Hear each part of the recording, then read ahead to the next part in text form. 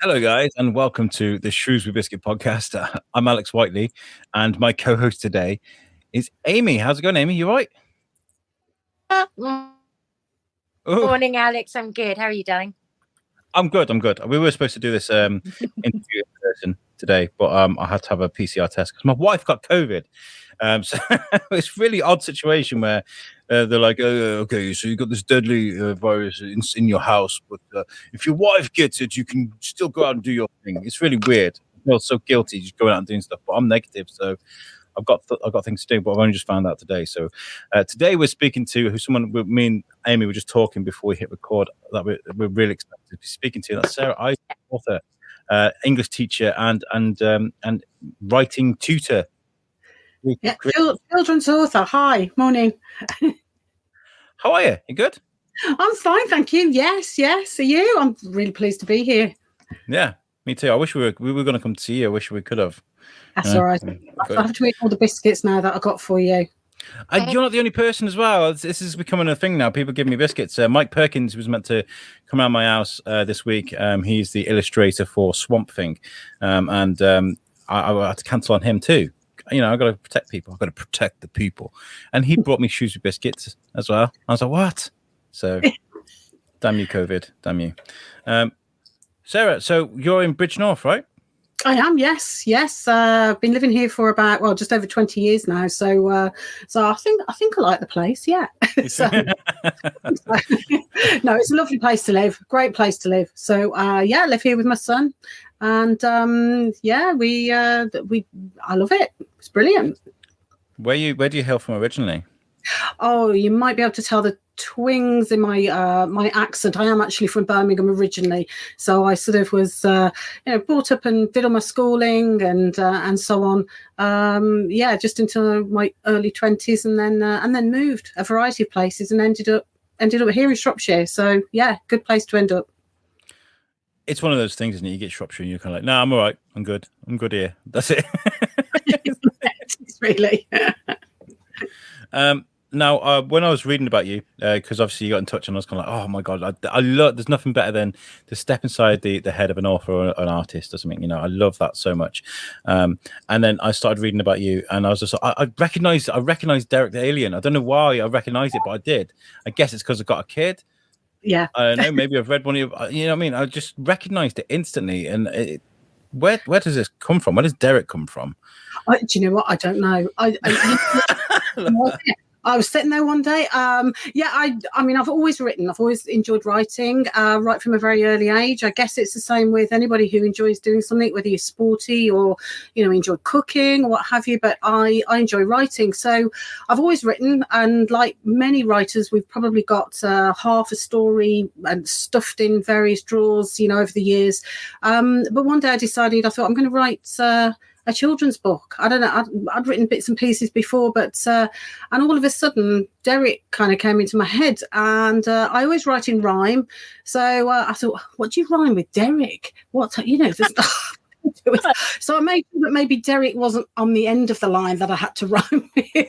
So so Derek the Alien came, little alien who hadn't got a home, and eventually finds the orange jelly planet, which is great when I go around to schools because we talk about what planet would you live on if you could sort of have any kind of planet. And some of the children will say things like, I want a chocolate planet, or one did say they wanted one made of Haribo sweets, and so we kind of get the imagination of the child going a bit really with this, and then after that was my my second book about Derek, which is Derek and the sort of the Raspberry Milkshake Sky, so where there's an accident that happens in space, and so it starts to rain pink raspberry milkshake, which is great, really, because you're going to go out there with your cups and saucers and your bottles and collect it. I love that. Is it raining men? No. Grab a cup. I'll show you what it's raining. So much better, obviously. So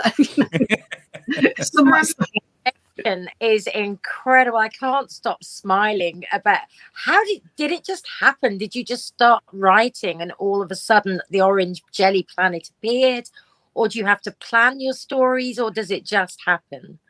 It sounds ridiculous. It sounds, I want to say, yes, I planned it for weeks. And then, I went and researched and I did this and I did. Do you know what? I think when you've got a bit of a crazy brain like mine, or a bit of a, or maybe a creative imagination, I should say, really, things do come to you. I could be sitting here and looking at something and think, what happens if that, that was magic, or that was, that spoke to me, or that maybe that's, as a child, perhaps I was told I was daydreaming, but as an adult, I've got a creative mind and I'm a children's author. So, it does, things come to you. And when I do creative writing workshops, and when I go around schools, it's fantastic when you go around schools, because, there's the children, their imaginations are fantastic. And it's lovely to hear some of the ideas they come up with as well. So for their own stories too. So, yeah. You just said something really interesting. And I'm so glad you go around the schools and get children enthusiastic, because you said, as a child, you'd have been classed as just a daydreamer, I think you said. But as an adult, I can now say I'm a creative writer. And isn't that a shame that as a child, we couldn't say, wow, you're going to be a creative writer, but just a daydreamer, It's... Yeah, that's right. That's true. And I think also there's there's a point as well where a lot of parents and teachers will say this, that a child will grow up and then suddenly a lot of children, dare I say, mainly boys, and I shouldn't really say that, but it is more likely to be boys, start to drift away from reading and they're not interested. So, and if anybody's listening now, they probably know of children who, they used to read loads when they were a child, bedtime stories, and suddenly there's this step back, not as interested, and very reluctant. So I did write a third, in fact I have it behind me, where's it gone? It's this side. It's a bucket full of bogies. That's what I called it, a bucket full of bogies. And I wrote it for children who hate reading and hate poetry, because they're just literally a bunch of poems that are all about bogies and snot and, going to the loo and all sorts of weird and wonderful things, toilet humour, really, to hopefully get them back into reading as they used to be. So, yeah. We in our household, Alex and I were talking about how much we love reading to our children. It's just, we went through a list of all our favourites. But then, my son is 12. And for the last couple of years, it's a struggle to try and find books for boys of that age, isn't it? I mean, he's not on to Ranulph Fiennes and Steve Backshall, so that's cool. He's got an interest. But there's a gap, definitely, isn't there?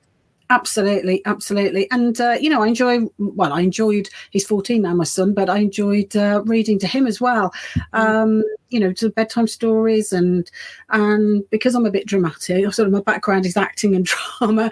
Of course, you want to put on the, you want to put on the accents and the voices. Yeah, we were just talking about that. We were talking about Frog on the Log. I was probably sort of teetering on being really racist with that, because I was like, Frog on the Log. I'd really go to. I love that book. It's one of my favorites. I had a great voice for Kipper. Sort of in the Kipper book. So it's just to get everything excited. Make it more interesting and exciting for them. Kipper. I think you got to say like Ray Winston. I'm Kipper. We love books, and it brings us to our childhood again, doesn't it? Yeah, it does. It does, definitely. Yeah. And your claim to fame is that Kate and William really enjoyed Orange Jelly Planet, right? They did. I know. I had a shock to you. It was, it was quite strange, because it was my birthday. It was in June. And, I had a few cards come through the post, and along with it, they saw the letter and it got Kensington Palace on the back. And I thought, well, they don't know my birthday. What's that? I'm not 100 yet. I opened it up. Yeah, exactly. Yeah, maybe something was, something was cross wires. But no, it was really lovely to get that. And it just really lovely. So your book tends to hopefully spread a bit of joy to everywhere, really. That's your plan. When it comes to looking for new ideas, because you hold creative writing courses, when you're really trying to find an idea, it becomes difficult, right? Is there something in you where you got to sort of relax a little bit and not think about these things and not pressure yourself to come up with the new great idea, and all of a sudden, bing, light bulb? Is that true? I think you do have to be in a frame of mind. You can't, some writers can do it. They go, right, today I'm going to write 2 hours of work, and I'm going to sit here with a piece of paper and here's my pen, and that's it. I can't do it on demand like that. I might be, I don't know, emptying the dishwasher, and then all of a sudden this idea will come into my head, and I go, right, I've got to stop that. I've got to just get it down on a piece of paper quickly. It might be the other day I was putting on a pair of shoes, and an idea had come to me. I won't say what it is, but an idea came to me, and I thought, I've got to write a few things down because I'm going to I need that to be a book. So I sort of collect. So you collect different ideas, and the people in my writing course at the moment, we have a small writing group. There's 6 of them over a 6-week period, and wow, their imaginations, and they come from all different kinds of backgrounds. Some are brilliant writers, but they're writing in certain ways for for work, like bid writing, for example, not creative writing, bid writing. So they are really enjoying having learning a different way of writing and being more creative. So yeah, you do need to have to sort of be in a sort of a frame of mind, and I think relaxed and more at ease and less stressed. Yeah. Definitely. I feel like it depends what mood you're in. And whether you've had enough rest and stuff, because just before we came on here, I was just recording a few liners because I've got a radio show, and I was just I like to keep things fresh, so I just hit record, and I was just like, what are you still doing here? The show ended two songs ago. You want to grab a mop and help me? Little things like that, and it just comes to you. It really does. But that's because I'm in the right state of mind. I'm feeling good today. Whereas yesterday, when I was feeling all tired, probably got COVID, creative block, Yeah. Absolutely. I think when you're sort of creative or artistic, you do have to be. I guess it's the same if you're an Olympic athlete as well. You have to be in a sort of a right state of mind, I guess. Yeah. What about you, Amy? When are you most likely to break out a masterpiece or whatever it is you're doing? What kind of frame of mind do you need to be in? I think it just does arrive when I'm least expecting it. Emptying the dishwasher, emptying the washing machine, or on the school run. But I do have to say, I just think the idea of a creative writing retreat is amazing. We all feel that we've got a book inside us, don't we? And it's been an itch I've been wanting to scratch for years. But it's almost being allowed to, isn't it? Or allowing yourself to realize that you can just start writing words, and you don't have to do it in the style of anyone else, because I think that can be quite hard as well, can't it? It's like, well, what sort of style do I want to be like? And actually just allowing yourself at a retreat or in one of your classes to just be you and write. I find it really interesting. This is why I'm so excited about speaking to you today. It's a self-acceptance. It's wonderful, Sarah. I think it's great. Yeah, I think it's being yourself, isn't it? Allowing to be yourself. And like you said, if you do try and think to yourself, I've got to copy how that person's style is, and it can be very restrictive. So you can be inspired by other writers. That's one thing. But as you get inspired with music and so on. But certainly, it's a chance of being yourself. I did recently have a look around on different retreats that were out there for people, thinking, well, what do people do? Are there writing retreats? What's out there? And I was quite surprised how many retreats were online. And I thought, well, surely the word retreat means retreat, to leave and to go and to be somewhere else. So I thought, that might work for people. I'm not knocking those, because they, if they work for people, that's fantastic. But I don't think, for me, if I wanted to go into a retreat, I wouldn't want to be around my home surroundings with the phone going and, somebody knocking the door and Amazon dropping off a parcel and, and I'm trying to sort of put something down. It's all about going away, having the time for yourself, relaxing and being at one and being with like-minded people. and being allowed to do that, and coming out with a book, or at least half a book, or a plan for a book, something. And I think I found, certainly over the time where we've had the pandemic and lockdowns and all of the things that everybody's been through, I found that, and I don't know what it is, I don't know whether Alex can sort of shed some light on this, but it seems to be a lot of women that want to do the writing courses. It seems to be a lot of women who want to go on the retreats. You know the answer, though, don't you? You know the answer, because guys know the answer, don't they? You know what I mean? I think that's a genuine thing. People are so. I speak to a lot of young guys, right? Genuinely, it's one of my jobs, and a lot of young guys are scared to ask for opinions and scared to ask for help because they feel like they've got to do it by themselves. And it's one of those things, and I totally agree with you about taking yourself away from your reality, your home comforts. Because one of my favorite places in the world is Rockfield Studios in Wales. That's where like Bohemian Rhapsody was recorded, and Oasis did record, and Stone Roses and all stuff. It's this farm in the middle of nowhere in Wales. Here's your instruments. Here's a recording studio. Off you go. Right, and they would stay there for weeks on end until they got it right.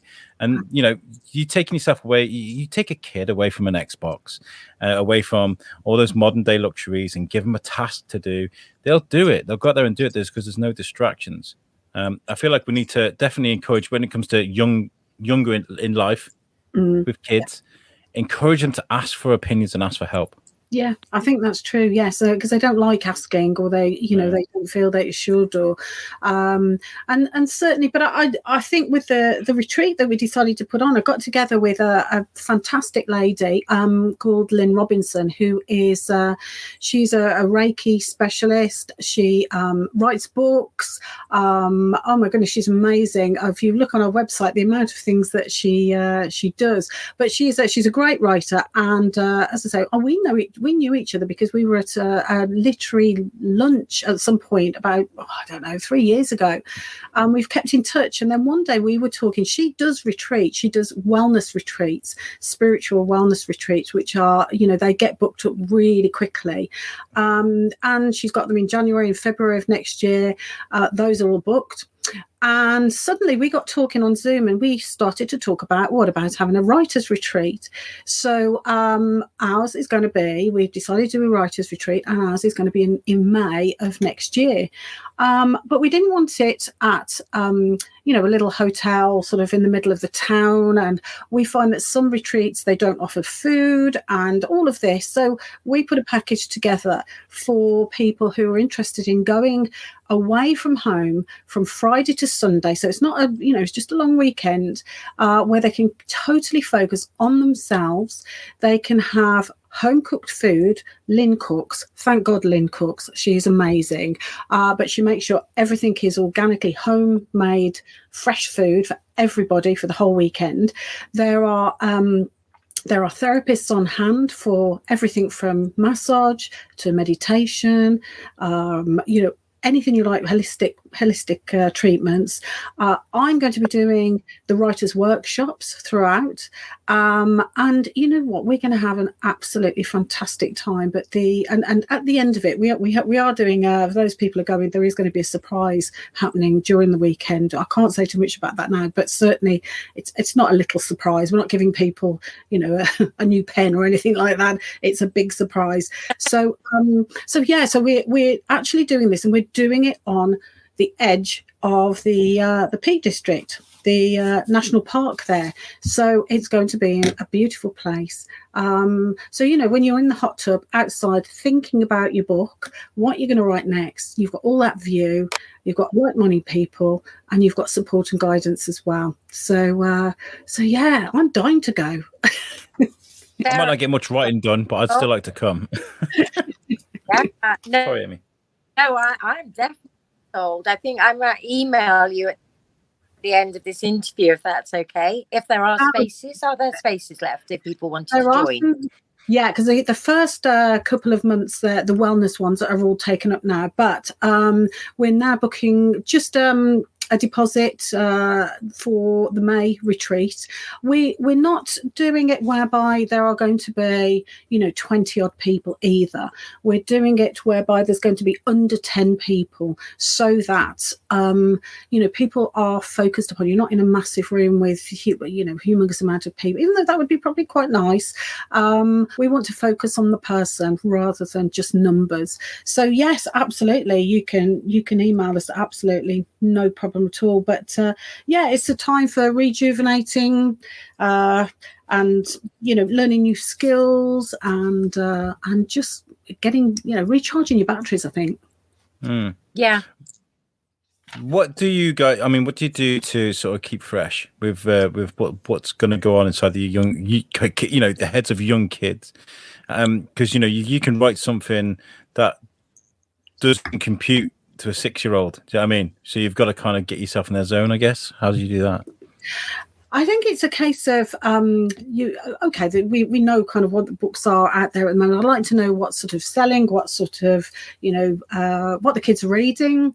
And when I used to work, I don't work in as many schools. Well, I don't work in schools now, but I was always working in schools, and so I would always be up on that. So I do check constantly. What's on the shelves of Waterstones.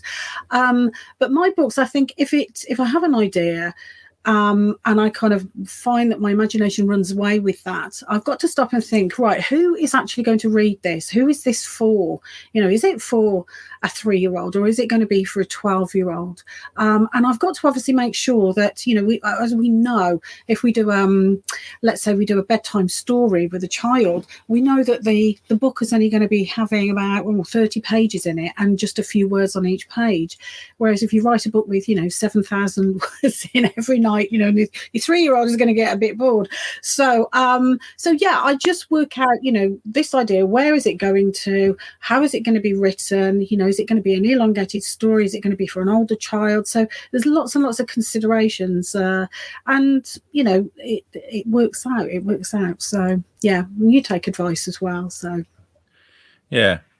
And taking advice, I guess, being on a retreat with other writers, but who you can speak to and confide with, is a healthy thing, right?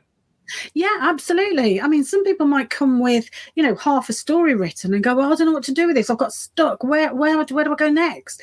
Others may go, I just don't know what the first words are going to be. Anything is possible. I always say to people that, we got 26 letters in the alphabet, and the way that all of those letters are put together to make words, to make sentences, to create books that help us, that can make us very emotional, can make us cry, can make us laugh. And it's pretty clever, really. There's only 26 letters. So, we find ways of getting that, that inspiration. And certainly, the retreat will do that. Absolutely. But, we're not, the other thing is that we're not sort of handing people a piece of paper where here's your timetable, 9 o'clock, you're going to be there, and 2:30, you're going to be having a massage. And there are lots and lots of things laid out for people to join, and then it's not a hotel, it's a very big house, the most beautiful house with a spa outside, just further across on the grounds. It's absolutely gorgeous. It's 5-star, and so people might want to go off and just be on their own, just reflecting, just writing. Somebody else might decide that it's time for a massage and they can do that. Others might take a walk. Others might join, the next writing workshop that we do, which will be sort of spaced out all over the weekend. So there's lots of options, so it'll be customized to that person. So yeah. I noticed that you got your stuff is illustrated. It sounds wonderful, Sarah, and I like the fact. No, go on, Amy. It's a bit of a lag. It's fine. Carry on. Yeah, I was going to say, I think the fact that you want to keep it small just makes it less of a conference feel. We're not going there with our notebooks. Well, we are going with notebooks, and we're going to be lectured. It just sounds so incredibly intimate, and I think you might have I think you have got a very magic recipe there for beautiful. And I think I know why it may be more women taking you up on it, is just because I think a lot of women soul searched during the lockdowns, and I think that we found things in our soul that maybe we've realized are super important and super amazing. And writing retreats or retreats of any kind have become very magical for women now. It's what we needed, that missing part.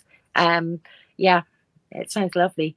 Yeah, I think you're right, Amy, and we found that you want to sort of learn new skills and just like, I think it's been a time, certainly for me, I think it's been a whole time of reflection, all of this pandemic issue, what have you. So yeah, I think it sounds fantastic.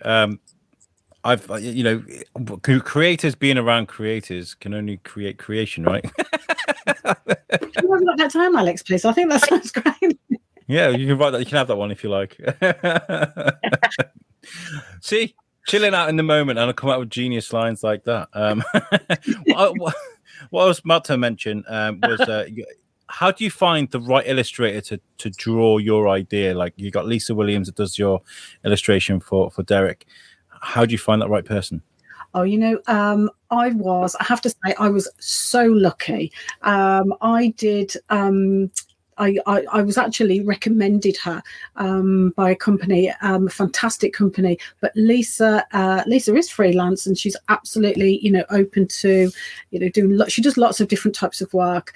But somebody said, I think Lisa would be really good for you, because they'd seen this sort of scribbled out Derek the Alien sort of story. So and that was it. She sent me some ideas. She put about 12 different ideas, because in my head, what does Derek look like? You can actually see him sort of behind me. Yeah, just behind you. Yeah. All right, Derek. Yeah, he's fine. I've got some sort of space slugs knocking about somewhere as well. But yeah, I mean, I was extremely lucky, and I do know other authors who've struggled to find somebody, where they've got something in their head and they think they really want to put something together. And they just can't find the right sort of style. There are a lot of people out there illustrating, and it's just matching something up, making it right, making the book look right. So I have to say, I was really, really lucky on that score, and I've had Lisa do my illustrations for the last 3 books. So yeah, you see there, and that's the book there, Derek the Alien, for you guys on YouTube. If not, make sure you go to the website, check that out. And is this the retreat? Is this where you guys are going to be going? Do you know what? That's just the spa area, but that is part of the retreat. Yeah, absolutely. There, look, Amy. Gorgeous. Amy, I think I can imagine you just sort of, sitting there with a glass of something in your hand. These are people that have been shown at the moment that have been on Lynn's wellness retreats, and they book time and time again. They really do. So it's that's why there's only so many places, just under 10, in a beautiful house, beautiful surroundings. So we're looking for small numbers of people, so it's focused for them. For anybody that is listening and would love to do it, it doesn't matter if you're going on your own, does it? I mean, it's no, not at all. I think probably what has happened in the past as well is if when you have gone on your own and then you've met up with somebody who you've probably got on with very well, you don't have to be sort of in there, sort of in their way all the time. You can go and take yourself off and do different things. But then when you find that somebody has booked again for another retreat, perhaps a few months later, then you're more likely to book again, because you think, well, I know I'm familiar with those people. But there are couples that do go. Certainly couples do go to the retreat. So, if there is a couple that want to do that, even though you might be doing separate things when you get there, it's that's possible. Yeah. But on your own's fine. It does sound good. I mean, it just sounds exciting. It's like going to camp when I was a kid. Used to sit away for 2 weeks. Look at the shenanigans we're up to. It's good that you guys are right now, eyes down, right. You're there with a whip. You're like, no. Let's have a glass of wine in the hot tub. Let's do that instead. Cool. Sounds great. As a writer of children's books, sorry, Amy. Amy's coming to us all the way from California today. Yeah, I think I am. No, Alex, you go ahead, my darling. Oh no, I'm a gentleman. I wanted to ask about how much fun Bucket of Bogies was to write. It just is brilliant. And the fact that you're trying to make fun for boys that hate poetry, well, kids that hate poetry, is brilliant. Yeah, of course I sat there and I thought I've got to write something for kids that really hate reading, because I'd been in classrooms and I'd come across 12 and 13-year-olds, even 14-year-olds, and they'd said, well, we don't like I don't like reading. What do you mean you don't like reading? I said, perhaps you. So my answer to that normally is, maybe you just haven't found the right book yet. You know, it might be that you're just having the ones at school and you haven't tried other things, or so. And reading isn't all about, pulling War and Peace off the shelf. It's all about, reading a newspaper, just even 2 articles, reading a little bit online maybe, but reading, just short stories, magazines, all sorts of wider range is better. But I did sit there thinking there's got to be something, that I can sort of, like you say, bridge the gap. And I sat there and I thought, it's got to be about things that kids, in particular boys, I shouldn't say in particular boys, but more likely boys, are going to be looking at. Let's do things about poo and farting. Can I say that? Yeah, so all about that, things about going on holiday. And I remember when I was on holiday, when I was a child, we'd sort of travel down to Cornwall, or Devon, or somewhere around there, and myself and my brother would be in the back of the car. And of course, my brother suffers more with car sickness than I do, but you can imagine car sickness halfway down, in the mess and the so it's sort of, that I did end up sort of being inspired by that to write one of the stories. Holiday Nightmare, I called that one. But there's also things like, a child when they go shopping and they see a teacher that is shopping as well. I mean, I saw on YouTube. Have you seen a teacher actually sort of, being outside of school? They actually live outside of school. So I did a story about Teacher Stew, where the child followed the teacher outside and realised that the teacher was putting all this stuff in the, in the boot, but there was a bit of a lump in the back of the boot, and they thought, what's under the lump? She must have kidnapped a child and put them in, must have been somebody for detention. Or so there's lots of stuff, where imagination has sort of run away with me probably. But so it was interesting. But I had 23 poems are in there, 23 rhyming poems that I had to sort of trail back to my childhood, and think what children would like to hear. Stunning. I feel like when you're trying to speak to someone and trying to sort of connect with them, sometimes it's about finding the one thing you've got in common, right? So you try a few things. I saw a sketch recently about I think it was Family Guy. It was guys whose girlfriends are friends, and they sit in the same room. They're like, football, no. Music, no. Movies, no. As soon as you find that one thing in common, you can sort of gel with someone. And when it comes to trying to create, sort of encourage creativity in young people, it's about finding that little niche that you can probably get into. Oh, that's very cool. Yeah, it is.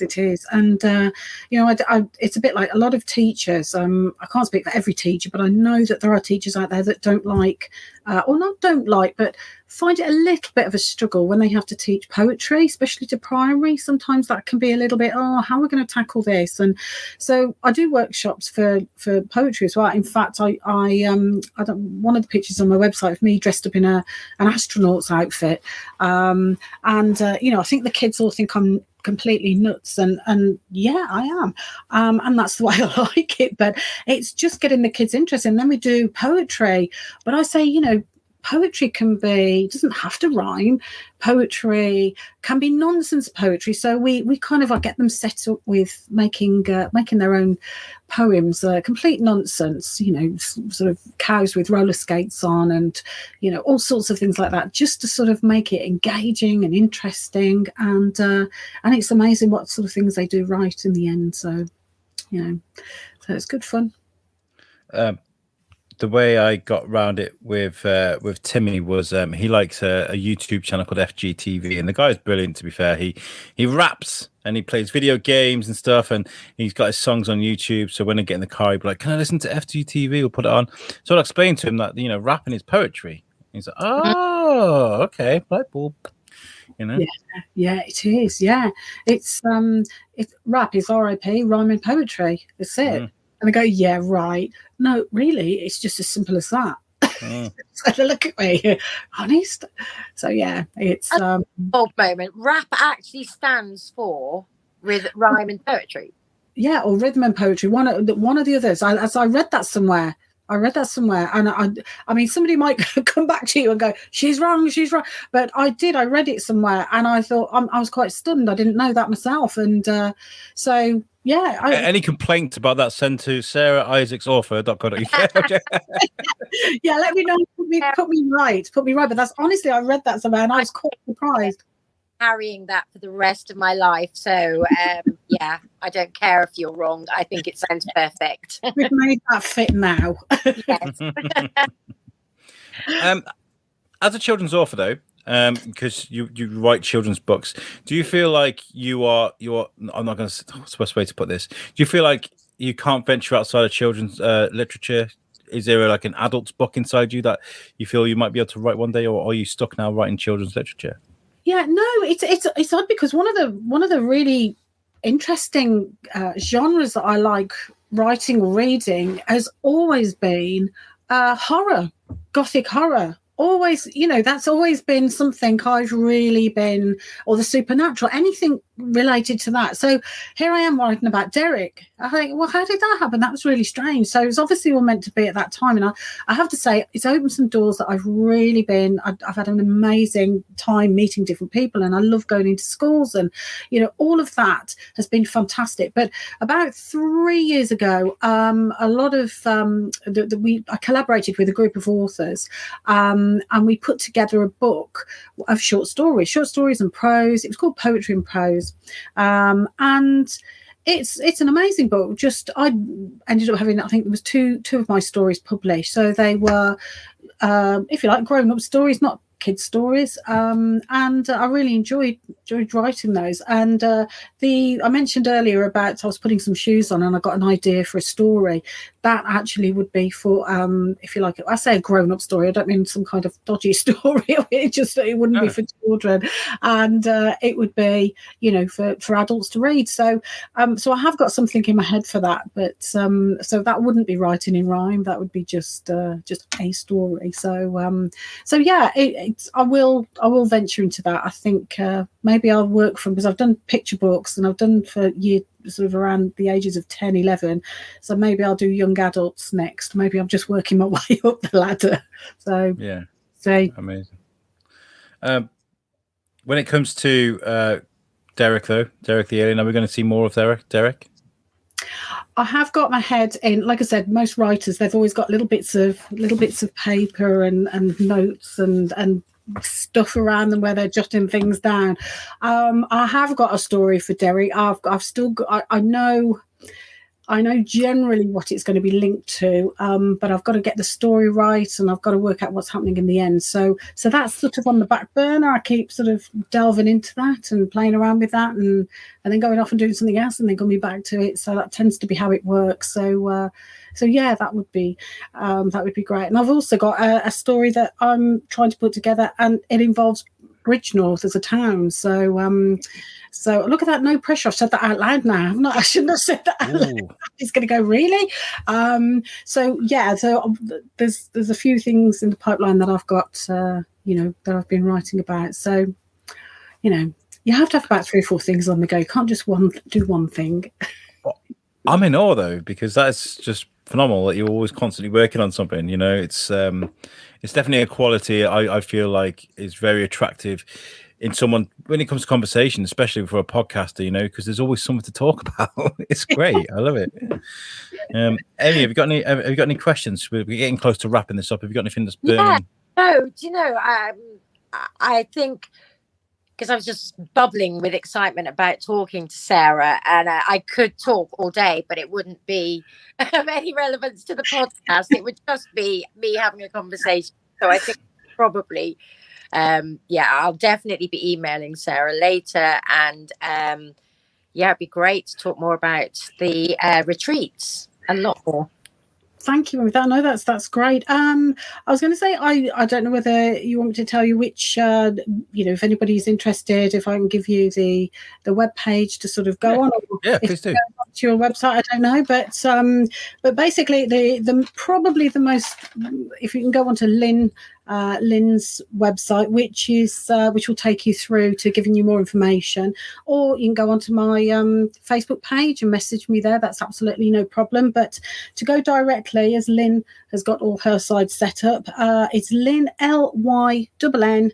Lynn, Lynn hyphen Robinson hyphen spiritual hyphen hub.co.uk. Yeah, that's quite a long email. Quite a long link, I should say. If you find it, congratulations. You definitely want to go to the retreat. So if you find that, we'll put it. If you send us a link to it, I've got a link anyway. You sent it on the email. I'll put it on. I'll put it on the Biscuit Facebook page. That'd be lovely. That'd be fantastic. So, and it'd be nice to have a new bunch of really budding authors. And I will say that this is for not anybody that's been writing for years. It doesn't have to be. It can be somebody that thinks, you know what, I just fancy learning something new. So it doesn't matter whether you're a novice or experienced. You're going to learn something from this retreat. Definitely, it's great. Amazing. I think you're fantastic, Sarah, and thank you so much for reaching out, because it's genuinely, it's been a great experience speaking to you, and you're welcome back on the Biscuit anytime, and we'll do it in person next time. Thank you, and it's been great to be on it, and also to meet you both. So it's been fantastic. Thank you, really appreciate it. No, we appreciate it too. Guys, before we get out of here, I want to tell you about our website too, which is the Shrewsbury Biscuit podcast.co.uk, and that's made for us by our friends at Web Orchard. If you need a website, make sure you check them out. They do make amazing websites that look cool, if not cooler than ours. I've learning how to edit my own website now, because before I'd be like, yeah, I could do a video on this page here, and I need this over here, and they would do it for me.